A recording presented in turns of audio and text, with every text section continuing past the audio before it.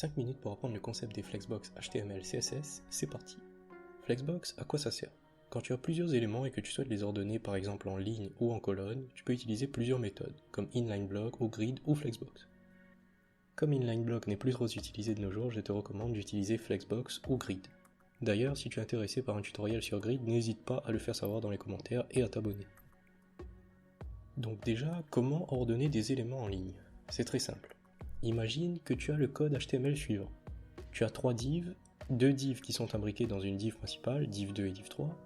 Si tu veux avoir les deux divs alignés, comme ceci, tu vas dire à la div principale d'utiliser la propriété flex de la manière suivante en CSS. Tu connais déjà sûrement la propriété display, c'est grâce à elle que tu vas pouvoir choisir une méthode d'affichage pour une div. Par exemple, ici on va utiliser displayFlex pour choisir la méthode flex. Lorsque tu utilises la propriété flex, tu peux choisir une direction pour tes éléments qui seront affichés de la manière flex. Ici, tes éléments sont les éléments qui sont dans la div principale, donc div 2 et div 3. Ici, on a flexDirection, row, pour afficher en ligne. Si tu souhaites afficher en colonne, tu mets tout simplement flexDirection, colonne. Si tu mets flexDirection, row, tu auras tes éléments qui s'afficheront en ligne de la manière suivante. Et si tu mets tes éléments flexDirection, colonne, tu auras tes éléments qui s'afficheront en colonne de la manière suivante. Souvent, quand tu développes, tu voudras centrer tes éléments. Par exemple, avec Flex, si tu as des éléments en ligne, donc en utilisant flexDirection, row, tu vas utiliser la propriété justifyContent, pour centrer les éléments au milieu de la div dans laquelle ils se trouvent.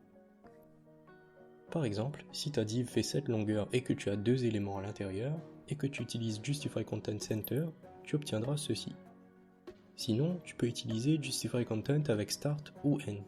Si tu utilises start, tu auras ça, donc les éléments commenceront au début de la div. Et si tu utilises end, tu auras ça, donc tes éléments commenceront à la fin de la div. Si tes éléments sont en colonne, donc flexDirection, colonne, tu vas devoir utiliser la propriété alignItems, center, pour les positionner au centre. Tu peux également utiliser start et end, et il existe également plein d'autres possibilités que tu peux aller regarder. Je mettrai un lien en description sur la doc de justifyContent et de alignItems que tu pourras aller checker. Je pense que tu as remarqué que lorsque tu utilises Flex, tes éléments ne sont pas espacés entre eux. Si tu veux choisir l'espacement entre tes éléments, tu peux utiliser les propriétés colonneGap et rowGap. ColonneGap, ça va te permettre de définir un espacement entre tes colonnes, et rowGap, ça va te permettre de définir un espacement entre tes lignes. Par exemple, si tes éléments sont affichés en ligne comme ceci, tu vas utiliser un colonneGap pour créer un espace entre tes éléments. Pourquoi colonneGap alors qu'on affiche en ligne? Eh bien tout simplement parce qu'en fait quand tu affiches en ligne, tu as par exemple deux éléments en ligne, eh bien tu as deux colonnes et une ligne. Donc tu vas vouloir créer un espacement entre les colonnes et non pas entre les lignes puisque tu n'en as qu'une. Et tu l'auras compris à l'inverse, lorsque tu voudras créer un espace entre des éléments en colonne, tu vas utiliser rowGap. Car vu que tu as affiché tes deux éléments en colonne, tu as deux lignes et une colonne.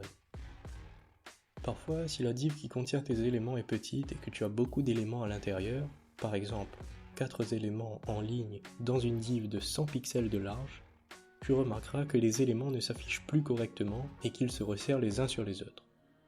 Pour gérer ça, il faut utiliser la propriété flexWrap. Cette propriété va permettre de faire passer les éléments à la ligne lorsqu'ils atteignent la largeur de la div. De même, pour cette propriété, il y a d'autres options possibles et je vous mettrai un lien en description sur la documentation de flexWrap. Si les éléments sont en colonne, donc si on a 4 éléments en colonne, cette fois-ci dans une div de hauteur de 100 pixels, les éléments vont se resserrer également et on peut utiliser la propriété flexWrap pour passer les éléments sur une deuxième colonne. Quand tu as plusieurs colonnes et plusieurs lignes, tu peux donc utiliser rowGap et colonneGap pour jouer sur les espacements entre les éléments en ligne et les éléments en colonne.